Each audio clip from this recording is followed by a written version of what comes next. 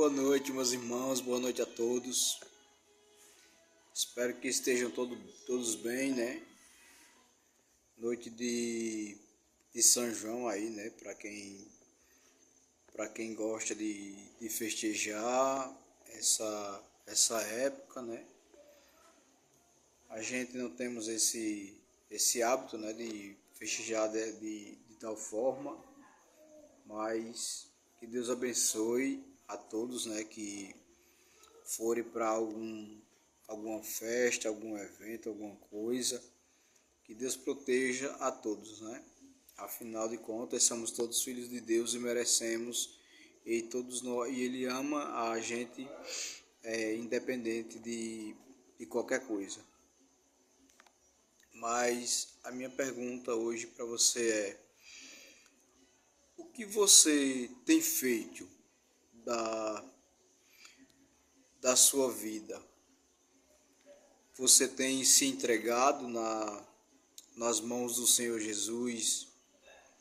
Você tem pedido direção a Ele para que Ele direcione sua vida, para que Ele cuide da sua casa, da sua situação financeira, da sua família? Enfim, de tudo o que você tem, que Ele te deu para cuidar aqui nessa terra. Não levamos nada, lógico, mas Deus nos deu a cada um a responsabilidade de cuidar do que nos é, na verdade, emprestado, né? A gente soa, trabalha, compra, mas daqui não levamos nada. Do pó viemos e ao pó voltaremos, né? Que nem diz aquela música, né? A música de Jó, né? As palavras, na verdade, de Jó, né? Nu saí do ventre da minha mãe e é nu que voltarei para lá. Então Jó, ele tinha uma sabedoria imensa, né? Em respeito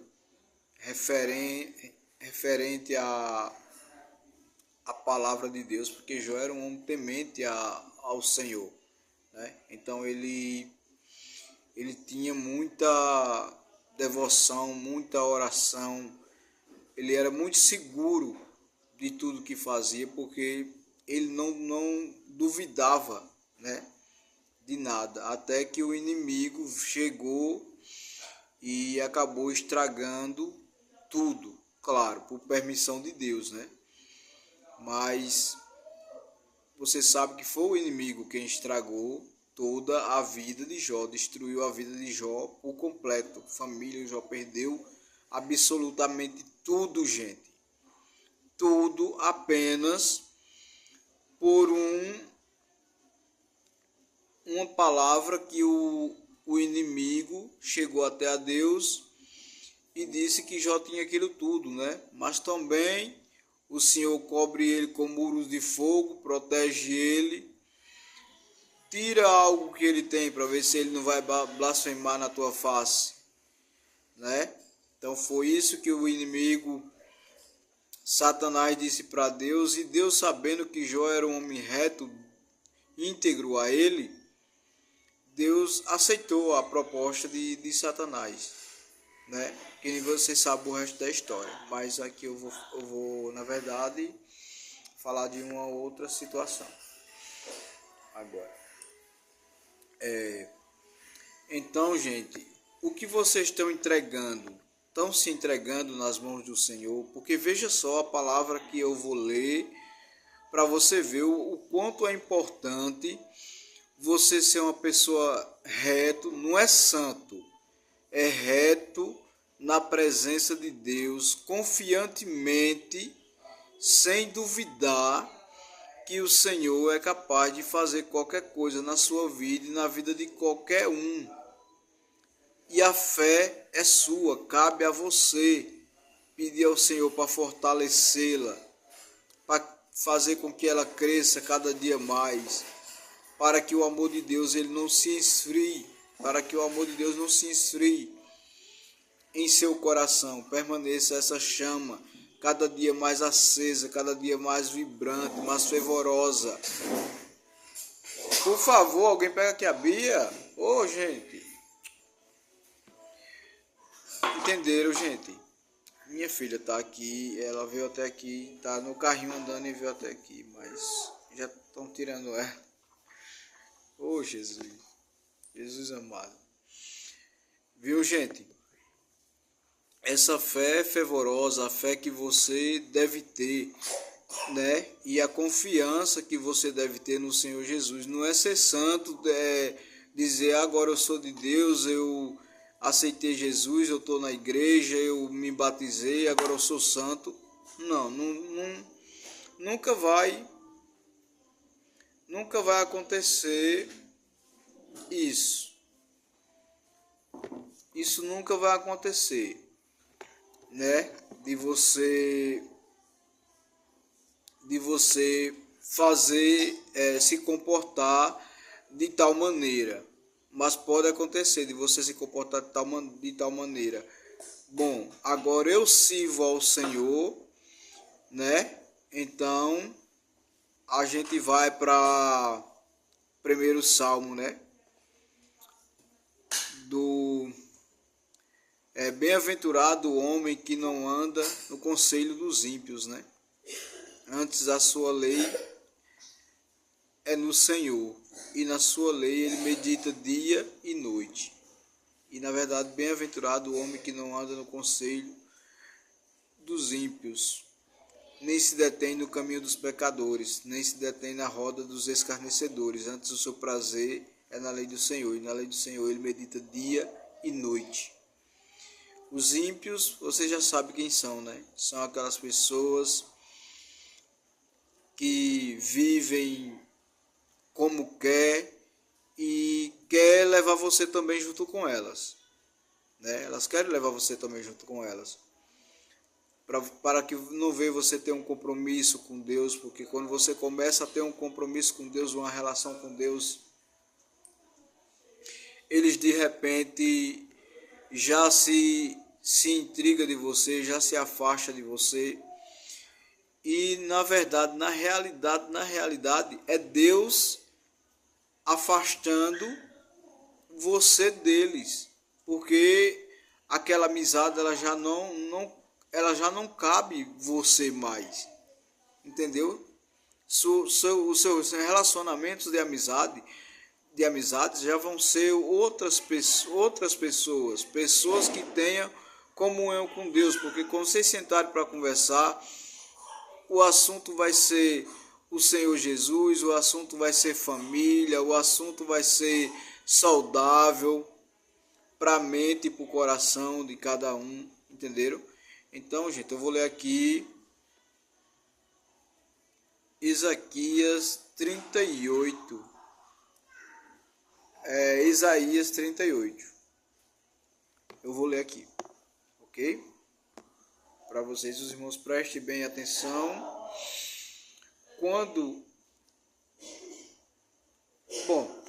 Havia o rei, né? O rei Ezequias. Então o rei Ezequias ele ficou muito doente, que já estava com os dias contados para a morte, né? A doença dele era muito grave, então Deus mandou Isaías, filho de Amós, avisar a ele que ele morreria, né? Então, quando ele recebeu essa notícia, ele orou a Deus.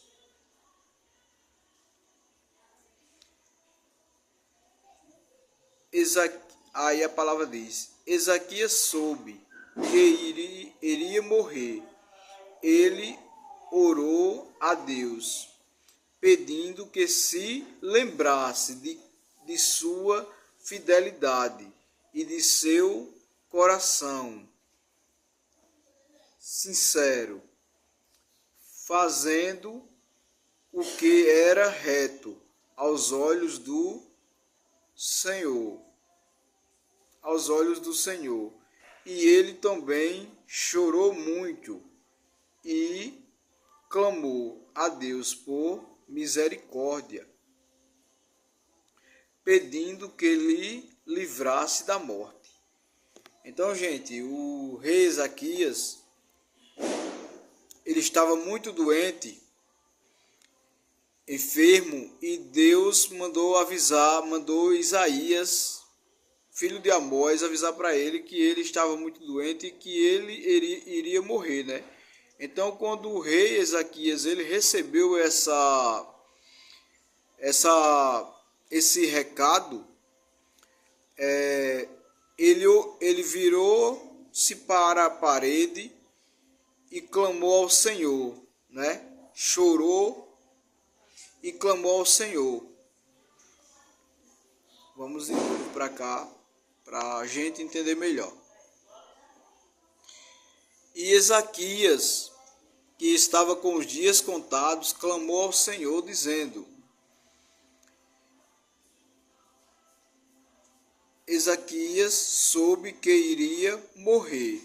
Ele orou. Preste atenção.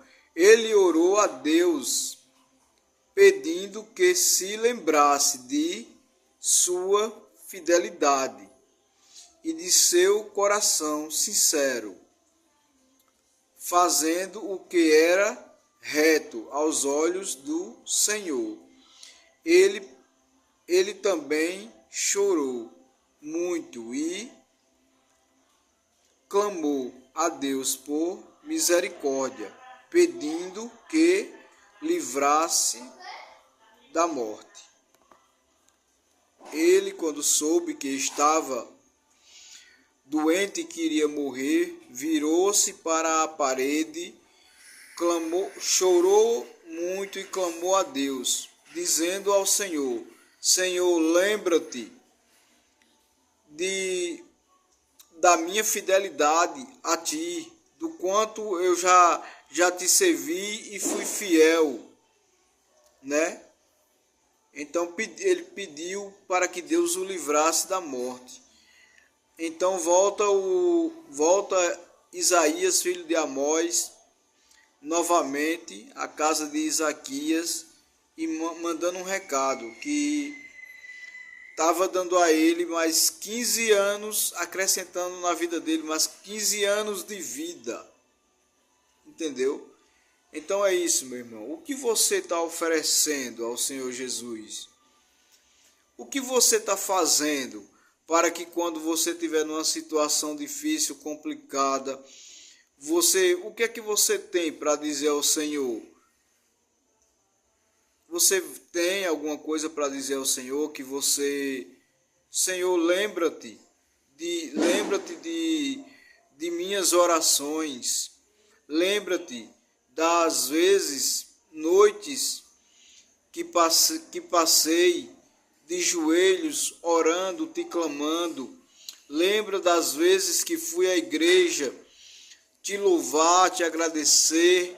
Lembra das vezes que fui ao monte orar, te pedir sabedoria, te pedir que o Senhor se chegue mais para perto de mim, porque a palavra de Deus diz, né?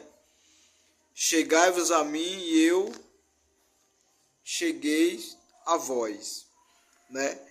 Então, foi isso que Ezequias, ele teve tudo isso para dizer, porque Ezequias era um homem reto na presença do Senhor. Então, gente, que quando chegar o dia mau para mim e para você, que a gente tenha algo para dizer para o Senhor. Lembra, Senhor, de como eu era antes de eu estar doente, antes disso e isso acontecer comigo ou com alguém da minha família. Lembra-te de mim, de como eu orei, de como eu tentei ser melhor, do que fiz para melhorar a minha comunhão para contigo, porque isso já é de grande ajuda, né? Agora, se chegar o dia mau para você e você não tiver nada para dizer para o Senhor, tá tudo perdido? Não, não está perdido, né? Simplesmente você vai pedir misericórdia ao Senhor e vai dizer: Senhor, de hoje por diante eu te entrego a minha vida, te entrego o meu coração, te entrego a minha alma e te peço, me dá dons espirituais para que eu possa te servir, para que eu possa te reconhecer como Senhor e Salvador da minha vida e te adorar, Senhor, até o último dia da minha vida aqui na terra, né? É isso que a gente, seres humanos, precisamos ter diante da presença de Deus, né?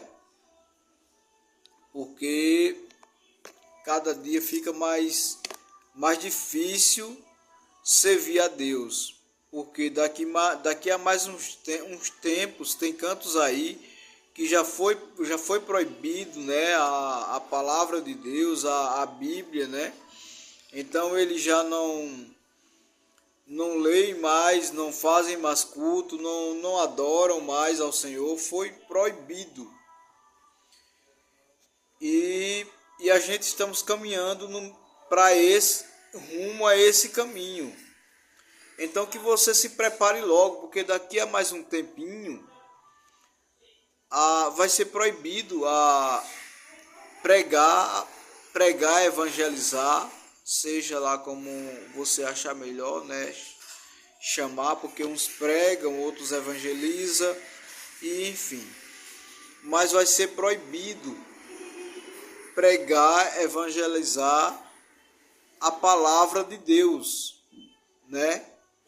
Então que cada um de nós, quando isso acontecer, já estejamos cheios do Espírito Santo, para que nada de ruim venha nos acontecer. Pode até acontecer, mas não é porque a palavra de Deus ela foi proibida de ser propagada aqui na terra, de ser lida e pregada. Muitas igrejas vão ser fechadas, né, por conta do anticristo mesmo. Então, que você se prepare logo. A volta do Senhor está próxima, cada dia que passa mais próxima. Não sabemos o dia nem a hora. Pode ser hoje, pode ser amanhã, não sabemos. Então se prepare, meu irmão. Prepare sua vida, prepare sua família. Se prepare como se você estivesse fazendo uma mala para viajar, colocando de tudo aquilo dentro da sua mala, o quanto você vai levar, que vai precisar. Suas roupas, seus sapatos, Se prepare, se encha do Espírito Santo, se encha de Espírito, né? E se arrependa de seus pecados, aceite o Senhor como Senhor e Salvador de sua vida, né? Para que seja salvo você e sua casa, certo, meus irmãos? Então essa é a palavra da noite. Eu saúdo os irmãos, a todos com a paz do Senhor. Fiquem todos com Deus. Que Deus abençoe a todos, né? Que Deus livre a todos que hoje estão festejando essa festa, né? Aí sim, que é apenas, na verdade, uma tradição, né? Mas é uma festa também que acontece muitos acidentes. Quando é no outro dia, tem gente no hospital sem braço, sem perna, enfim, por conta de uma festa dessas, que é uma festa simples, que não tem assim, né, muita violência, muita coisa, mas por conta dos fogos de artifícios mal manuseados, e então acontece vários acidentes por conta disso. Fora as pessoas que bebem, né, e fazem muitas coisas erradas.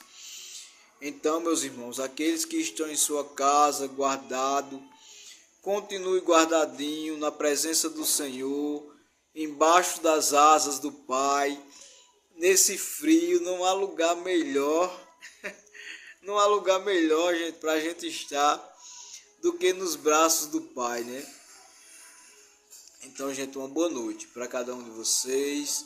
Que Deus os abençoe e os guarde. Amém.